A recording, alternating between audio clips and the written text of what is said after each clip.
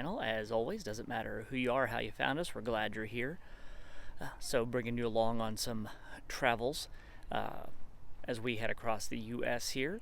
Yesterday we were in Philly, went to some Independence Hall there. We weren't able to go inside, which was pretty disappointing, but all the tours had filled up. By the time we realized that we needed to purchase a ticket beforehand, so that's okay. But I am here today at the North Bridge, just outside Concord, Massachusetts, essentially where it all started. What started? The Great American Experiment, you could say, that shot heard around the world. This is where it happened. Probably about 10 years of tension between the Crown and Parliament, between them and the American colonies, boiled over pretty much right here. By most accounts, the militias were instructed to don't fire until you're fired upon, and when their commanding officer and one of their privates were dead, the remaining officers gave the command to fire, and that was the shot heard around the world. The first time that American militia had been ordered to fire on the British.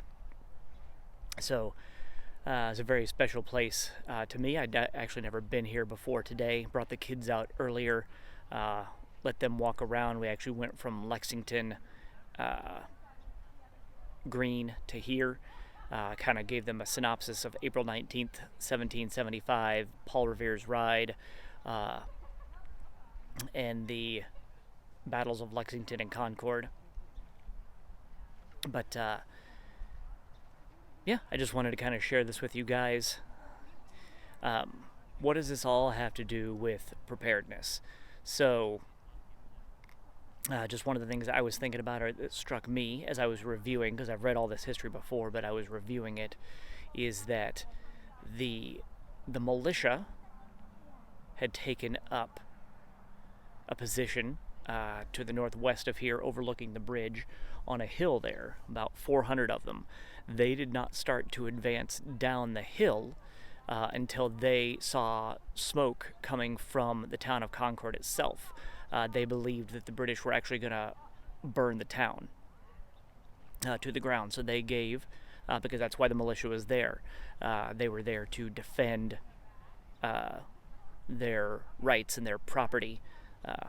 Militia were just regular folks that had done training, that had drilled together, and they were ready. So they had organized, and they were not given the command, though, to move out, like I said, until they saw smoke rising from the town. So they were given the command to march toward the British.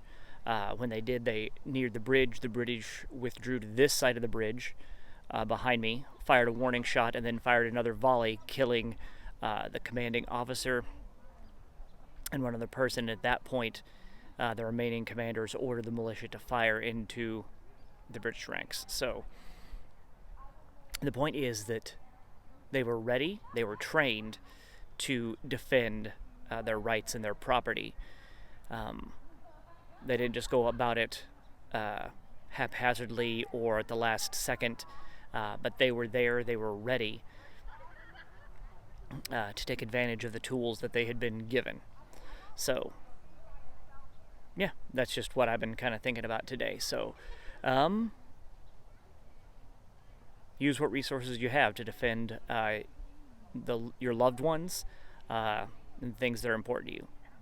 All right, guys, we'll catch you on the next one. Have a good one.